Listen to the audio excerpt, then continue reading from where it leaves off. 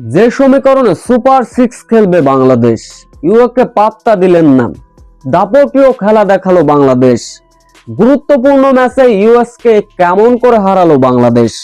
বিস্তারিত জানতে ভিডিওটি না টেনে সম্পূর্ণ দেখার অনুরোধ রইল। যুব বিশ্বকাপে ভারতের বিপক্ষে প্রথম ম্যাচ হেরেছিল জুনিয়র টাইগাররা। দ্বিতীয় ম্যাচে নিউজিল্যান্ডের বিপক্ষে বৃষ্টির কারণে ম্যাচটি হয় পরিত্যক্ত, যার কল্যাণে একটি পয়েন্ট অর্জন করতে পেরেছিল বাংলাদেশ। আজ ইউএস এর বিপক্ষে দুর্দান্ত ম্যাচ, টিকে থাকার লড়াই বিশ্বকাপে। এমন সমীকরণে আগে বোলিং করতে নেমেছিল বাংলাদেশ যুবারা।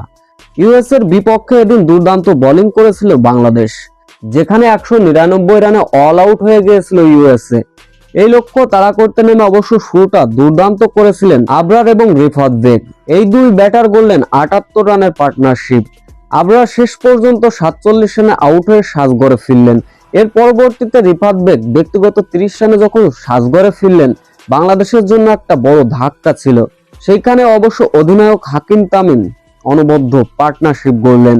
দলের প্রয়োজনে কখনো সিঙ্গেল খেলেছেন, কখনো বা বিগ শট। তিনি অবশ্য 50 তুলে নেন।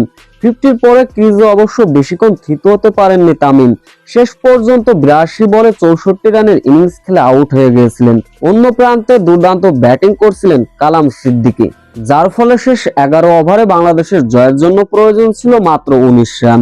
রেজওয়ান হাসান এবং কালাম সিদ্দিকীর এমন দুর্দান্ত ব্যাটিংয়ে জয় পেয়ে যায় বাংলাদেশ। এদিকে যে সমীকরণে সুপার সিক্সে খেলবে বাংলাদেশ, বিশ্বকাপের মঞ্চে এখন পর্যন্ত 3টা ম্যাচ খেলেছে বাংলাদেশ, যেখানে 1 হার 1 ড্র 1 জয়। পয়েন্ট টেবিলে 3 পয়েন্ট নিয়ে তৃতীয় স্থান থেকে দ্বিতীয় স্থানে উঠে গেল বাংলাদেশ। বাংলাদেশের অবশ্য এখানেই সুপার সিক্স নিশ্চিত হয়ে যায়নি, যেখানে শেষ ম্যাচ নিউজিল্যান্ড ভারতের বিপক্ষে তাকিয়ে থাকতে হবে বাংলাদেশের।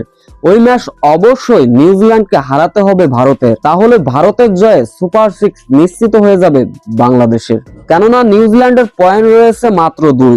পরবর্তী ম্যাচ হারলে বাংলাদেশ ওই 3 পয়েন্ট নিয়ে সুপার সিক্স নিশ্চিত করবে।